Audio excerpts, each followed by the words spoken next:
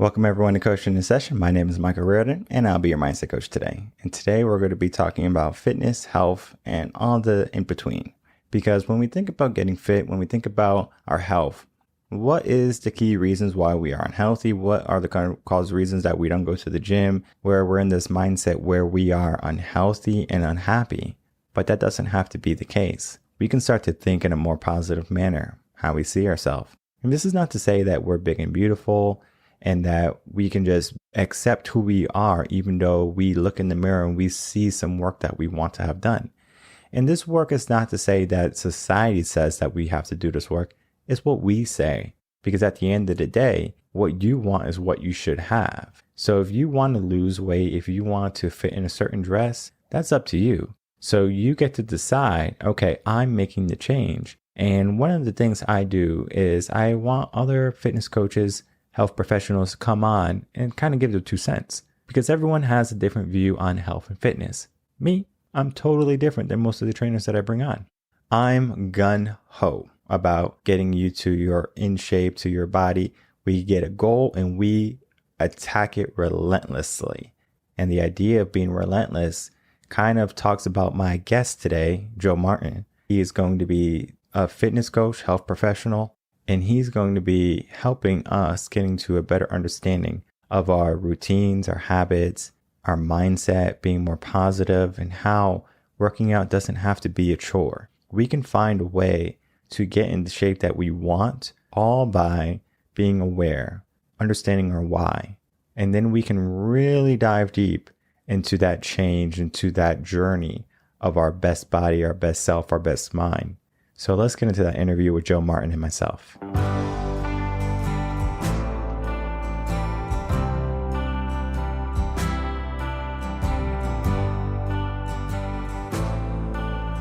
Welcome, Joe Martin, to Coaching in Session. How are you doing today? I'm great, man. Thanks for having me on. Oh, of course. So today I have you on. You are a fitness professional. You work on habits, mindset, positivity. You do a lot, but in your own words, can you tell the world what you do and how you help them? Yeah, so my thing is trying to make exercise fun, right? Because people have this kind of preconceived notion that it has to be miserable, the no pain, no gain thing. But there's a way that you enjoy moving your body that you will do on a consistent basis. And it's my job to help you figure out what that is. And if you like it, you'll keep doing it. If you keep doing it, then you're going to keep doing it for life and you'll keep you healthy the rest of your life. So that's kind of where I see my job. Do you think that people don't find fitness to be enjoyable because of a pre-existing notion, or is this just something that they develop somewhere in childhood? I think, you do a lot of work on mindset. I think it's kind of the mindset they go in with, that they're doing this to lose weight. And that's not the way to do it. There's tons of other benefits you get from exercise. Nutrition is probably what you want to look at if you're looking at just pure weight loss, but you should exercise, and it's not a punishment. I had a cheeseburger, so I got to go for a run, or something like that. It's just a way that you actually enjoy moving your body. It feels good. You do it because it feels good. It makes you feel better. You're stronger. You're more resilient. Your pants may fit a little better, something like that. That's awesome. But, look at all those other benefits outside of that. So that's kind of, it's kind of figuring out that, if I'm going in just pure weight loss, it's probably not going to be that great because that's all I'm looking for. I'm not looking at all these, I'm getting off prescriptions. My energy level's better. My mood's better. All these different things beyond the scale. I hate the scale because I primarily train women, and they put all their eggs in that basket. For instance, I was training this woman one time, and I trained her for 1 month, and she lost 18 inches off her body, but she only lost 3 pounds. So she was very upset, and she never came back. She's like, I've been doing all this work, and that's all 3. I was like, man, you did amazing. You have a whole new wardrobe on, but because that little piece of metal told you you're a failure, you're upset.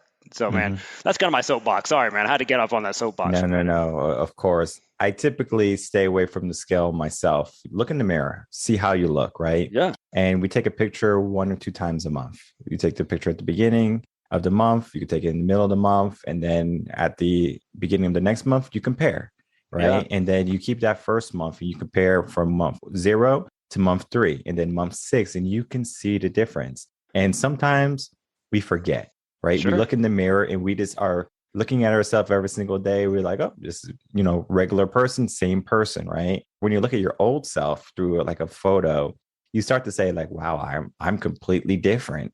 Or if you see someone after like 10 years, you're like, you're completely different. But when we're dealing with ourselves, we don't allow ourselves to get that feeling because we see ourselves every single day. So crucial for that, man. That's a great point. And if we take away the scale, then we kind of take away that aspect of judging ourselves every single day. So it's kind of like, well, let's work on it long term because a month of coaching is going to be beneficial. But imagine what you can do in 3 months or 6 months. Yeah. And that's another thing. It's getting people to take that long-term approach that, hey, you're not just doing this for 6 weeks or 8 weeks or whatever it is. I mean, this is a lifetime thing you're doing. You want to be healthy the rest of your life. You don't want to trade some short-term weight loss or something where you do some dangerous things to lose a bunch of weight. And then you're unhealthy on the other end. This is a game. This is a game of life. I want to be that spry old man. They're like, look at that old dude over there getting after it. That's a goal that I have now. When I was younger, maybe I wanted all these weightlifting things that I wanted to do, but now I see these guys in their 70s and 80s, and man, they're still really fit, got great posture, great energy. It's like, man, that's what I want now. And when you see them, they're like the beacon of hope for you because I think when we think of old age, we think of like decrepit, we can't run and we're just suffering. We got back pain, knee pain, joint pain. As soon as it's going to rain, we feel something in our joints. We're like, oh, it's going to rain soon. We better get inside. Yeah. And just, I try to tell my clients, strength training is the fountain of youth because you think about when your strength goes away, that's when your independence goes away. When you can no longer get out of that chair by yourself or off the toilet or all these things, hey man, your independence is gone. So that's where your strength comes in. It's great to set all these, like I said, when I was younger, I want to set these records in the weight room. And now just like, hey, I want to be able to stand up off this couch whenever I want to with nobody helping me out. It's these little goals that, people kind of get that twisted that, hey, I got to do a bunch of cardio and all this stuff. I mean, let's think long term here. You don't want to just live all these years. You want quality of life, not just a quantity. I mean, I've been working out since I was 15. I can't tell you that it has changed over the years. When I was 15, I wanted just a six pack and I wanted to get all the girls and all the stuff. And then my mindset started to change. Like, I want to be able to lift heavy. I want to be able to lift heavier than all the guys in the gym. So I'm lifting like 325, benching and all this stuff. And I'm like, I'm doing crazy stuff that I wouldn't even dare to do today. And it's not I'm with you, man. And it's not even because I can't do it. It's just because I understand the toll it puts on my body and the amount of time I need to recover. Time is one of those precious things to me nowadays, is so valuable to me versus when I was younger. It seems like I have an abundance of time where I was able to go to the gym hours on end, 2 times a day. And now I'm like, if I can make it for an hour a day, I'm doing good. I mean, I always schedule an hour every day, but sometimes it's like, man, it's tight. Like, for example, today is one of my workout days. I have to do a pivot. So I have to work on the weekend now because I can't work out today just because of my schedule. I had back-to-back meetings. I couldn't get away. I understand that now my Saturday, which would typically be a break day for me, is now a workout day for me because today has to be a work day. But I wanted to get into the discipline of working out, right? Because it's one thing to say, I'm going to go to the gym and just go on the treadmill, walk for a little bit. And then we do that once a year, right? So New Year's resolutions come. We say, I'm going to get in shape. We go to the gym, we get a gym membership, we get a trainer. And then we do it for a month or a couple. Then all of a sudden we kind of just fall off the track and maybe getting into the habits of working out and then kind of building that routine. Sure. Yeah. I mean, the stats show that 90% will drop out within 90 days in January. If you've ever been to the gym, everybody's there in January, right? First 2 weeks, everybody's killing it. I'm working out 2 hours and I'm eating salad and grilled chicken. And then week 3 is like, man, it's kind of rough. So maybe one a day. And then, by the time March, you're like, well, I'm done with this. I mean, gyms count on you not coming. They have so many members that if everyone came and used the stuff, everything would break down. It'd be too crowded. They count on you not being there. That's kind of the deal. So I think most part is kind of setting realistic expectations, coming in there and everybody thinks, all it takes is if I just work out for a couple of weeks, I'm going to drop about 10 pounds and gain some muscle and I'll be feeling great. And so they're doing it. They overdo it. They come in there and they're just killing it. Like I said, they're doing all the things and it's not sustainable. And they start falling off and they get injured or they can't keep up the pace and they feel like a failure. So kind of setting those realistic expectations is super helpful. And then setting things beyond the outcome goal of losing X amount of weight. Maybe a performance goal. I'm going to go to the gym 3 days a week. Something like that. That's something you have complete control over. You don't have control over that scale. There's things you can influence it, but you can't have complete control. But you have, just like you said, hey, I was going to work out today, but I can't do it. But I'm going to do it this weekend because it's part of my week. It's part of my schedule. I'm going to get in there. You seem like a very disciplined person, but you've probably developed habits over the years. That's just who you are. That's what you do. That's what I do. I work out because that's who I am and that's what I do. But it's taken years to just become that person. So I help people kind of get that identity of someone who works out. Because it's just what I do. It's not, I don't have to think about it. And I don't go in there and kill it every day in the gym. Some days, like, oh, I'm going to kill this workout. I lightly slap it most of the time. I'm getting there and I'm going to do a little something, but I'm in there and it's keeping the habit going. Like you talked about, you're busy right now. I'm a busy guy. I got a lot going on, kids, he's busy. My wife's got stuff going on. So sometimes, like, I'm in a phase right now that I need to just dial it down rather than just pause. I'll start working out when, you heard people start, I'll start a new program when is, so that's a slippery slope right there. When you pause it, it is so hard to get started back. As you know, just the momentum of going, if you can just keep it going, it's much easier than going from zero right back into the program. So I get people, hey, don't stop. Maybe dial it down. Maybe do a 20-minute workout 2 times a week rather than when you were doing 4 or 5. It's just these little habits you can get into rather than stopping completely. What can you do for 10 minutes, 5 minutes, something like that, rather than just completely giving up? It's an inertia thing. If you can just keep it going, it'll keep going. And you talk about discipline. Usually people need to discipline their environment rather than themselves, because if you know as well as I do, the magic motivation fairy is not going to show up. You're not just going to wake up and be like, hey, I feel like working out today. Most days I don't. And you probably don't either because you got a lot going on. You're going to do it because you do it. So action comes before motivation. That's kind of the things people talk about that, oh, I'll do it when I get motivated. Well, that ain't going to happen. You just, like if you've done before, I'm sure you go in, oh, let me just get this warm up in and maybe I'll feel, and once you get the warm up in, you'll get into that workout. It'll happen. Just got to get started. But disciplining your environment is, back in the Vietnam War, they said that 20% of the people in there, the soldiers, were heroin addicts. 1 in 5, man, were addicted to heroin during the war. And they thought, oh, man, we're going to have just a nation full of drug users when this war is over. But they came back, as I'm sure you've heard, heroin is very addictive, very hard to get off. But when they came home, 90% of these guys were able to kick their habit. It's because they got out of that environment that was making them use, all the stress of war, being around the same guys all the time, same environment. They changed something up. And just, I talked about, it's not that on a serious level, but with my clients, don't bring the junk food in the house. If it's in the house, you're going to eat it. If it's for the kids or whatever it is, you're going to eat it. Or for special occasions, hey, if you keep it at the store and you're willing to get in your car and go get it, you can have it. Okay, that's what I make a deal with. If you're willing to go that far, you can have it. But don't keep it in the house. If it's chips or cookies or things you're trying to avoid, that's like keep the heroin addict keeping that heroin in the house. So I don't want, it's the heroin's for the kids, you don't want that. But think about, don't discipline yourself, discipline your environment. If you know every night you're staying up late watching Netflix, keep the electronics out of the bedroom. If you're just laying in bed watching your phone or whatever, just get it out of there. Take that temptation away where you're not being disciplined. It's just not there. That's so much easier than disciplining your environment than to discipline yourself, because, hey, we're all pretty weak when it comes to things like that. And you said a lot of good things there, from keeping junk food out of the house to being disciplined, finding a routine, changing your environment. I have so much experience in all of those different areas. Let's talk about the routine aspect, right? So if someone is in a routine of, let's say, eating breakfast, right? First thing they're going to want in the morning is a cup of coffee and maybe a bagel and some cream cheese. They want that, right? They're conditioned to have that. Now, do they need that? Doesn't matter, right? Because they want it, right? They're conditioned to have it. And I'm conditioned to wake up in the morning, not eat breakfast. I fast until 12. So I wait until noon to break my fast. And then that's when I have my first meal. Now, typically I can eat once a day. So I eat once a day. And if I get hungry in the evening, I can have a protein shake, something along those lines. I'm not going to be like, oh, I need a midnight snack and I'm getting a bowl of ice cream or a bowl of cereal. I do have some junk food in the house and I will dive into it every now and again, but I'm very aware of what I do.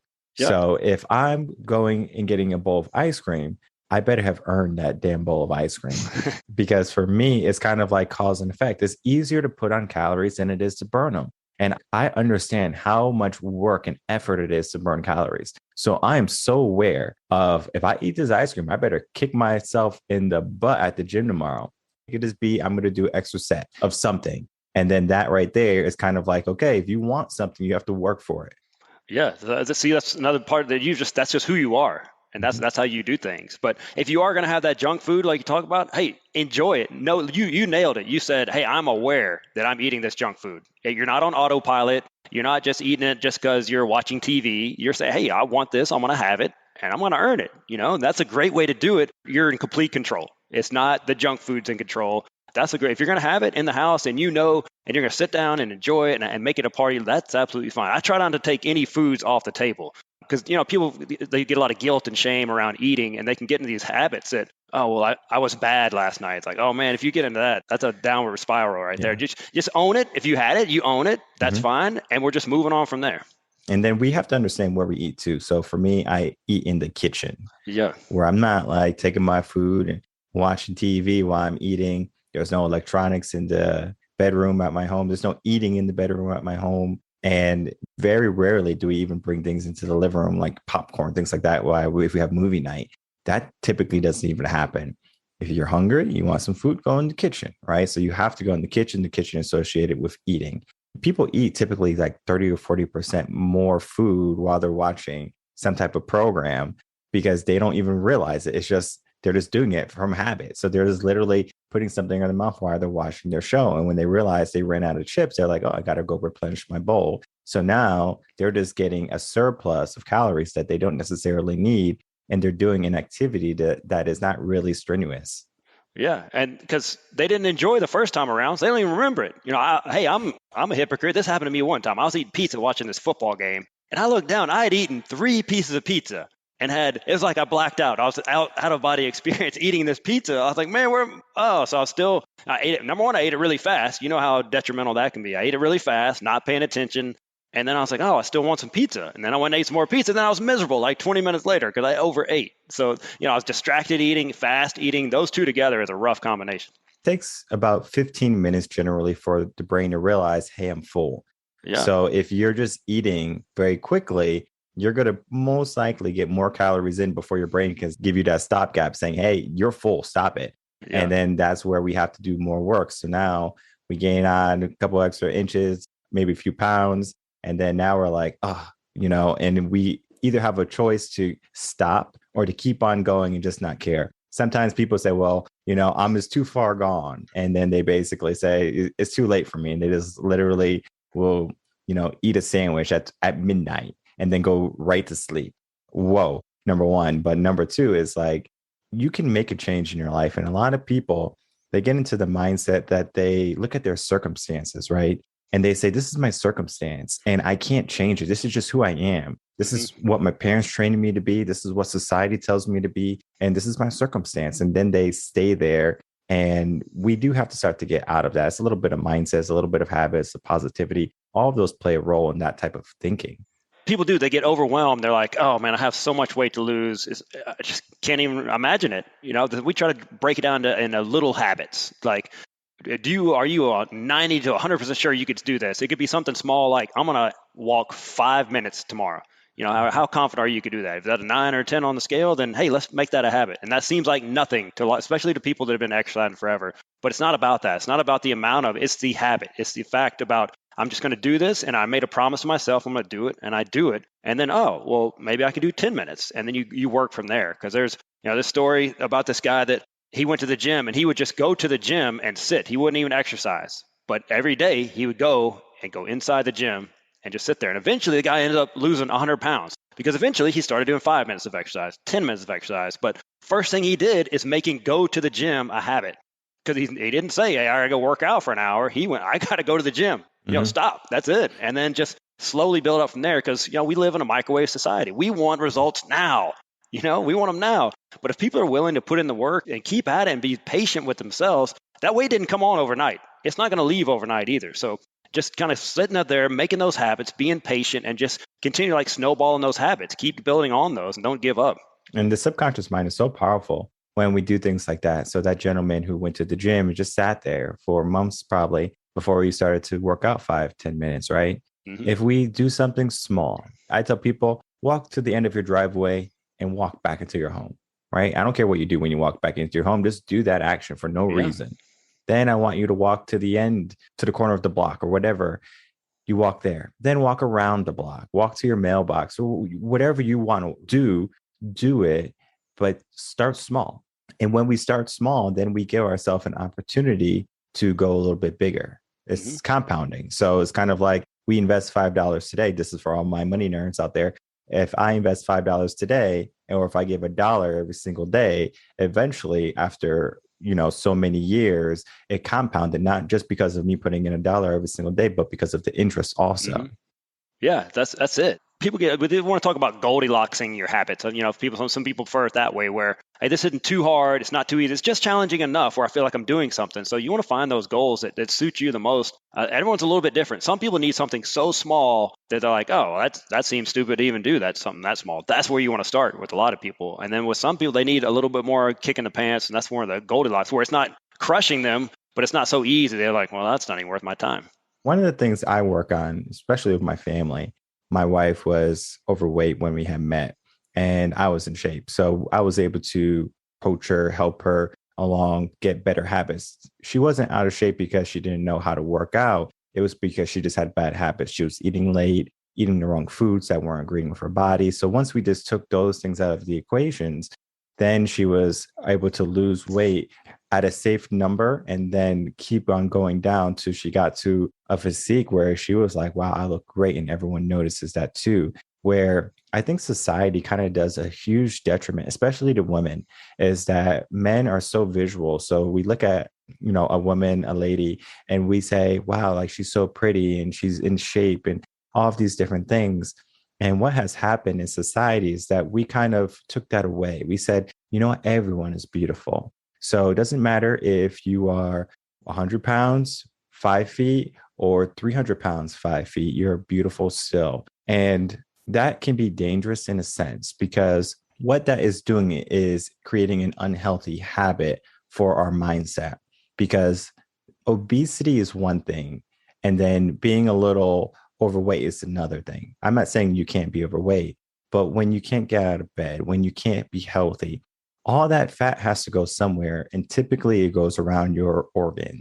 And so your liver is putting in more work, and you are trying to get rid of all these toxins in your body. So you're actually doing more harm to yourself by being overweight. And I always tell people, I was like, you don't have to lose all this weight to be a Beyonce or to be a Madonna. You can be whatever person you want to be, but I don't want you to allow society to depict that for you. You determine what makes you beautiful. And when you look in the mirror, ask yourself, do you want to make any changes? I look in the mirror and I say, you know what? My back needs a little bit of work. Guess what I'm going to do? I'm going to go into the gym and I'm going to work out back a little bit more deeper that day when I have back, because I say I see an adjustment. This is what Arnold Schwarzenegger did. He would look in the mirror and he would say, oh, yes, I'm going along nicely. And then he would start to he's like, oh, yes, I need to do more curls. I need to do more legs. And then he would do that. He would look in the mirror and he sees what he was envisioning for himself. And I think sometimes people, they just use society's vision or society's basically marker for what a person should be, and then they stay there. So when you're big and beautiful, I'm not saying that you can't be big and beautiful, but what I am saying is that your standpoint or is that society's standpoint for you? Yeah, I mean, you broke out the Arnold impression too. That was solid right there, man. I wasn't ready. So, Yeah. but yeah, so with my clients, it's never going to be like, hey, these are my goals for you. This is when I look at you, this is what I need out of you. It's, hey, if they want to tighten some up, I can help with that. But I'm never going to tell them, here's what you need to do, because Right. I'm an expert and I'm going to tell you what to do. I will work with them on their goals. I mean, sometimes you do have to tell, kind of sell them on what they want, but give them what they actually need.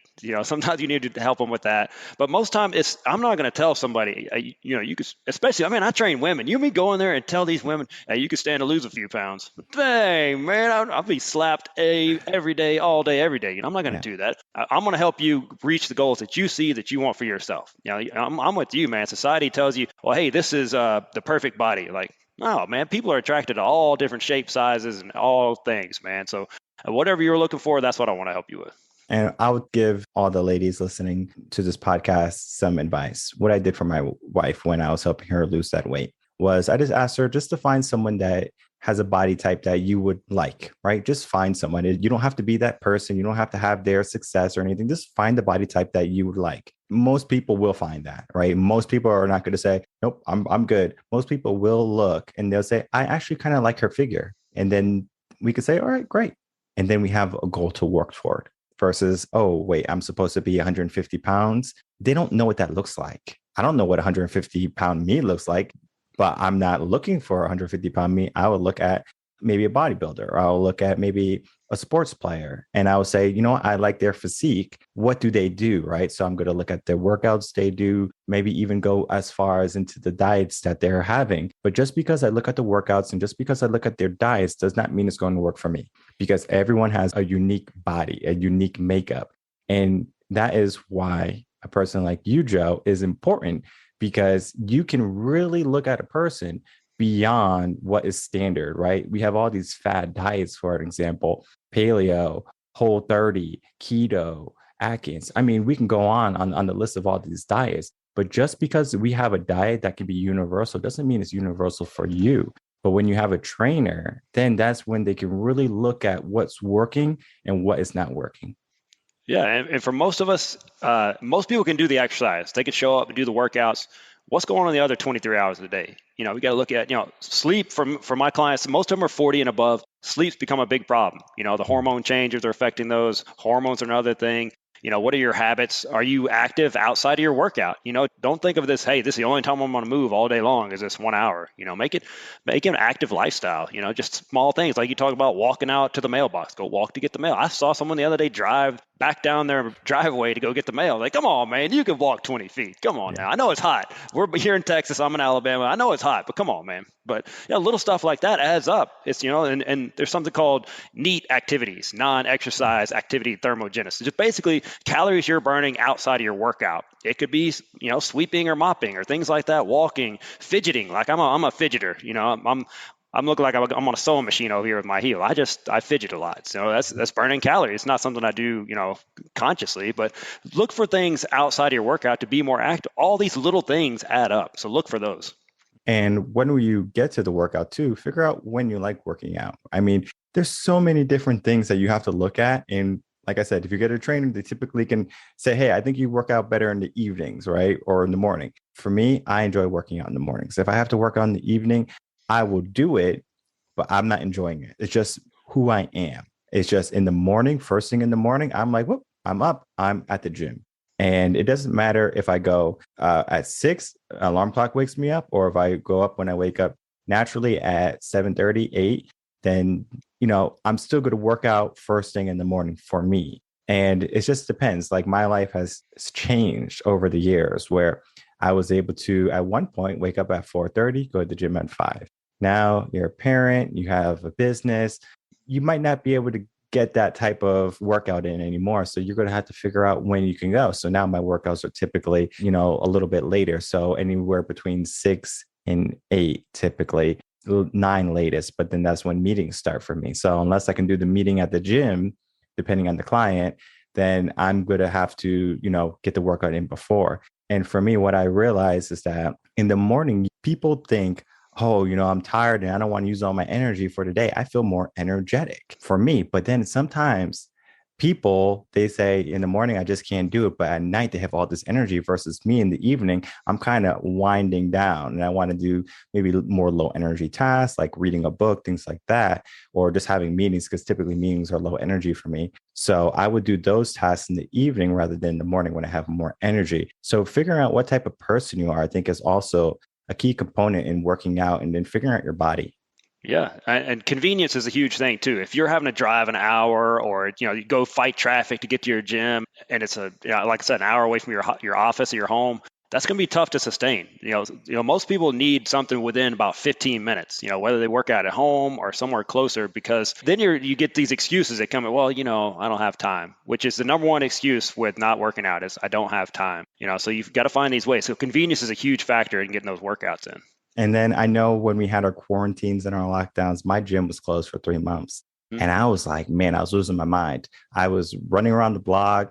I bought some bands. I had some weights in the home, and I was still working out, but it wasn't the same, because when you go into that gym environment, it's like the air is different. The motivation is different. And I even think about like, I'm going to build a gym in my home. And I said, don't do it, because I'm not going to use it. I would rather drive 10 minutes, 15 minutes to go to a gym, because that right there is already triggering my brain saying, hey, I just drove 15 minutes. You better work out, versus I'm home already. Well, the sofa's upstairs. I got a pizza in the oven. I mean, it's so easy at home, because home is a very comfortable place for the most part. Yeah. So for people to work out at home requires even more discipline than just driving to the gym or getting to the gym and then working out.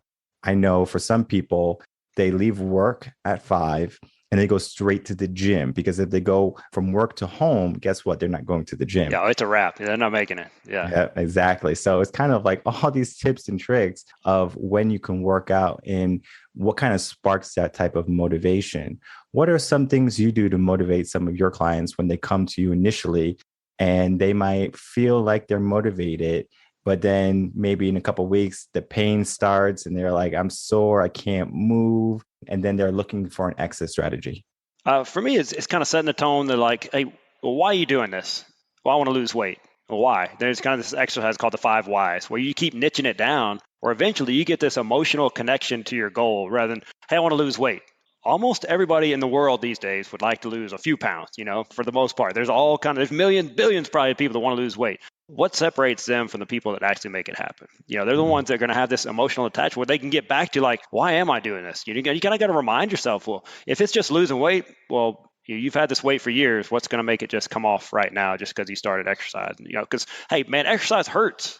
It's tough. It's a disruption in your life. I mean, I realize what I'm offering people is pain, misery, disruption. They're already busy. They don't have the time. It's a tough sell, man. I'm telling you. So if they can figure out, well, why am I doing this? And usually it gets back to some version of, I don't feel like I'm enough. They're because some of them, they maybe when they were a kid, their mom had weight issues and they passed it on to them. And now they're worried about passing it on to their kids. So that's a big one that I see that, I had these unhealthy body image my whole life. And now I do not want to pass that on to my daughter. That's a huge thing that, hey, I want to show her you can be healthy and do all these things the right way. And if you're doing it for someone else, sometimes that's a more powerful thing. Sometimes you need to do it for yourself. Obviously, it's a hot one right now when it's 100 degrees and you're busy and you're tired and you got 100 other things going on. Are you still going to get that workout in? In the wintertime when it's, 20 degrees, it's freezing, and you got 100 things going on at work, and you got all the chores at home, but you still got to get that workout. Are you going to show up, or are you going to like, man, today's not the day? Mm-hmm.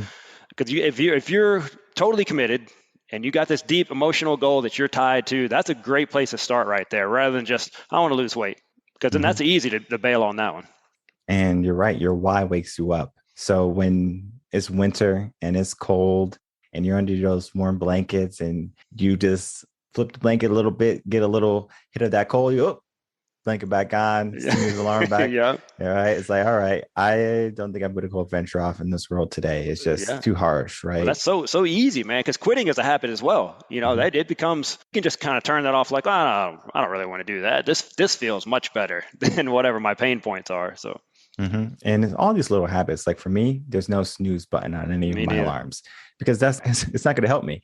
I set the alarm for when I need to wake up. I don't give myself 5 minutes. So if I have to wake up at 6, the alarm rings at 6, I hit the stop button. And the first thing I do is I get out of bed.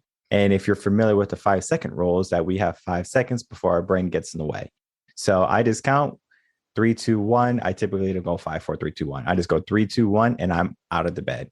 I do that a lot in the winter. In the summer, it's a little bit easier because it's already temperate in the house. So it's kind of like, yeah, it feels great. Versus it's winter and it feels 60. And you're like, oh, That's tough, man. That's tough. is, it's like a 10-degree difference, from or more from your sheets to the bathroom to get ready and to get dressed and then go to the gym, and then going outside is even colder. I mean, there's just so many elements that the brain does on a subconscious level, and it kind of deters us. So we have to have that why that kind of pinpoints what we want to do. And I remember I was talking to my father about this because he was an in shape guy. He would go to the gym 3 to 4 times every week. Big muscular guy. He worked in construction. And after, he had all his kids and he kind of got out of construction, and he just kind of stopped going to the gym, right? He did some push-ups and stuff. So he had some weights at the home, but it wasn't to the degree he was doing it because he didn't need that body anymore, basically. Right. Well, over the years, he's getting up there in age, his body started to break down. And it finally broke. So it's kind of like, well, what do you do now, right? You have to get back to your old former self, because people just kind of go with their circumstances and say, I don't need these big muscles anymore. I don't need to be able to run a mile, under 5 minutes. all of these different things help you stay healthy for the long run, for the long term. And for him, I kind of got him woke up by just saying, like, what about your grandkids? You don't want to chase after them. Yeah, you chase after us, but what about them? And then using them as the kind of collateral for his motivation, he's like, that makes perfect sense. Now he's getting back in shape. So it wasn't so much of him getting in shape for him, it was him getting in shape for someone else, which would be his grandkids, because he sees himself as still being, able to run with them and being a part of their life, and not just a grandpa that sits on, a chair and rocks back and forth and, yells at the kid from afar. Yeah, that's a powerful motivator. I train a lot of grandmothers, and that's a big one. Like, hey, when I get down on the ground to play with the grandkids, I want to be able to get back up. Just starting there, like that's their main goal. It's just, hey, without having to, everyone pull grandma up. The grandma just pops right back up if she wants to. Yeah. And setting those goals, though, right? It has to begin somewhere. Typically, people need a trauma. Typically, people need some type of realization that they're not fit or they're not able to keep up, that things have to change, right? Is there a way that you can think of that can spark people, maybe people that are listening right now, they didn't have that trauma quite yet, but maybe they're on that road there, to spark that change, to spark that drive in them to get in shape and to maybe start to develop their life into a more fit and healthy way? I mean, I think you touched on it, that why wait for something bad to happen? Mm. Why wait for the heart attack, or why wait for, your wife and kids, you no longer have a relationship because you have no energy to keep up with them, or why wait for these bad things to happen? Like what I'm seeing a lot now, like I said, my clients have gotten a little bit older. They're kind of that sandwich generation where they're still raising kids, but also their parents did not take care of themselves. They're having to care for their parents as well. And a lot of them say, man, this will not be me. And they see their parents struggling in their 80s or 70s or something like that, and they can barely get around, and diabetes and high blood pressure and all these things that for the most part are completely avoidable. And they said, well, that's not going to be me. So, Mm-hmm. You may see it in someone else, but my whole thing is, why would you even make that a possibility? Why don't you cut that off before that ever happens? I want to be happy and strong the rest of my life. I don't want to have to go through some huge, traumatic thing before I make a change. I want to stay feeling good.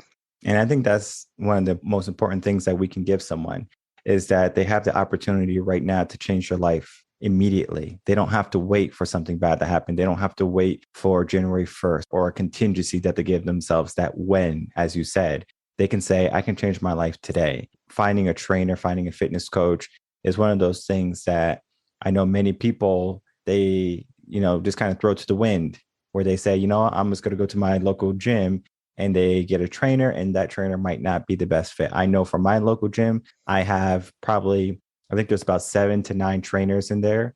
And I would say only 3 or 4 are quality. So it's not so much that you're working with a trainer, it's finding the right fit. And I tell people all the time, when you're looking for someone, be it a coach too, find someone you resonate with, someone Absolutely. who's going to be in your corner, who's going to be your biggest cheerleader, who has a good work-life personality where they can relate to you, where you're not just going in to work and suffer, is kind of going in to spend time and to build a relationship with someone, because that relationship building is going to lead to so much more.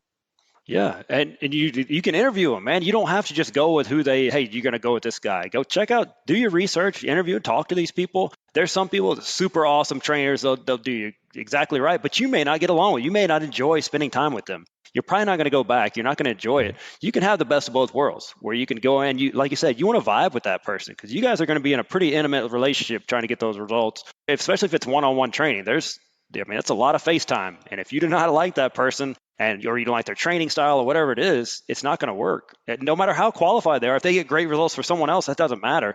Fine, you nailed it. Because some people just, they think all trainers are created equally, and they are Mm-hmm. they are not. You just said, probably less than half of the ones at your gym are qualified, Yeah. and that's stuff you got to look out for. And that's why I bring so many different coaches on Coaching a Session. The whole premise of the podcast, coaches talking about what they do, explaining what they do, how they can help. And then for people coming onto the podcast, listening to the podcast, and then really saying, that person resonated with me. Because I know when I go on a podcast, I will get people saying, hey, I heard you on this podcast and you resonated with me so well. Yes, that's going to be the case for all of these coaches that come on. So Joe, you're the same. So if you're, listening to this podcast and you're like, wow, Joe has what I'm looking for. And then, you could reach out to him and then start that conversation. And then you could start that journey together. And, it's magical when you can find someone who you can just flow with, right? And I know many people, they get into these relationships and they are in this honeymoon phase in the beginning and then it kind of dies out. It's because they weren't looking for all of those factors in the relationship. When we have a new type of environment, our endorphins are high and we're like, this feels good. But then long term, how does it feel, right? So if you can find someone you resonate with, someone you match with on, so many different levels, then you can really dive deep into getting to a better life or whatever change you're looking for, depending on the coach. So if I can from you, Joe, if you can give us a few last words and then please tell people where they can find you. Absolutely. So if you're listening to this right now, what you want to do right now is go give this podcast a 5-star review. Start right there. I know you're getting value from this. I've listened to several episodes. He deserves 5 stars. So that's your first move. Go on there, give this podcast 5 stars. And then I want you to email me at huntsvillebootcamp@gmail.com.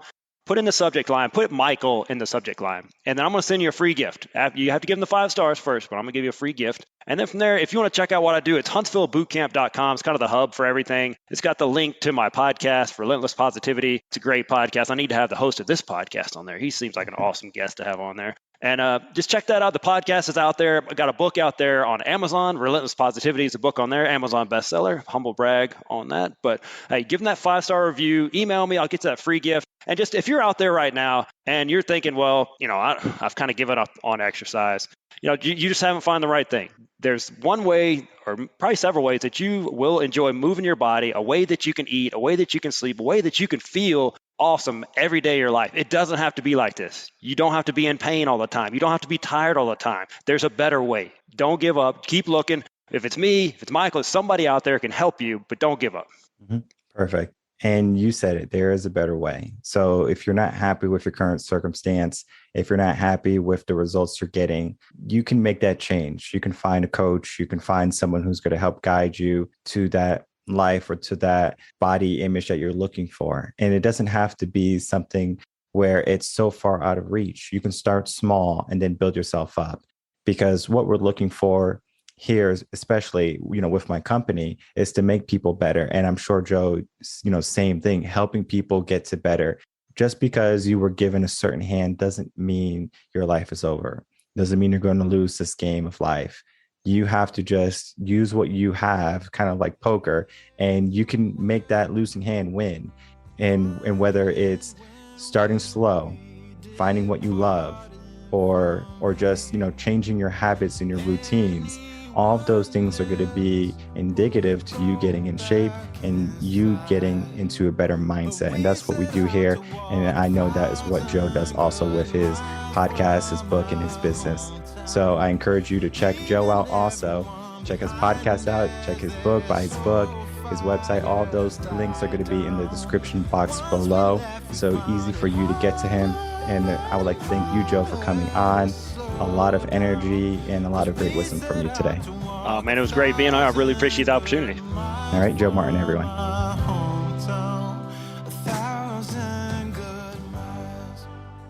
All right, I would like to give a huge thank you to my guest, Joe Martin, for coming on and speaking about the work he does. He's a fitness professional, and he's helping people get into a better state of mind through fitness. And it doesn't necessarily matter if you are a teen, if you're middle-aged, if you're upper in age, he's going to be able to help you, because his goal is to help you understand that we can start and we can get to your why. Because if we are in the state of mind of, I want to be able to run with my grandkids, I want to be able to run on the beach with my friends, or be able to walk up and down the stairs without having a heart attack. I mean, you name it, we can probably get it. So finding someone you resonate with is so important, because if you can find that person, guess what happens? Things start to mellow out in your life. Now, not every coach is going to be for you. And it's not saying that every coach is going to not provide you with something beneficial. Joe and I said it in the podcast. Find someone you resonate with. And Joe has such a delightful and playful personality where he's going to make it fun for you. working out fun? I know that's not one of the two things you hear put together, workout and fun. I know for me, working out is fun, but I must have lost my mind over the years of me working out. And for you, it might be pain in the beginning. But if you can find someone who can make it fun for you, right off the bat, you're not going to look at the gym as a source of pain. You're going to look at it as a source of enjoyment.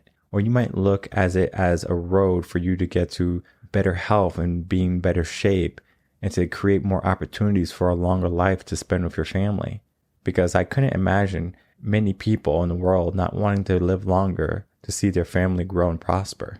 So the journey of fitness might be a long one, but it doesn't have to be a road that is only selected for a few people. You can have it.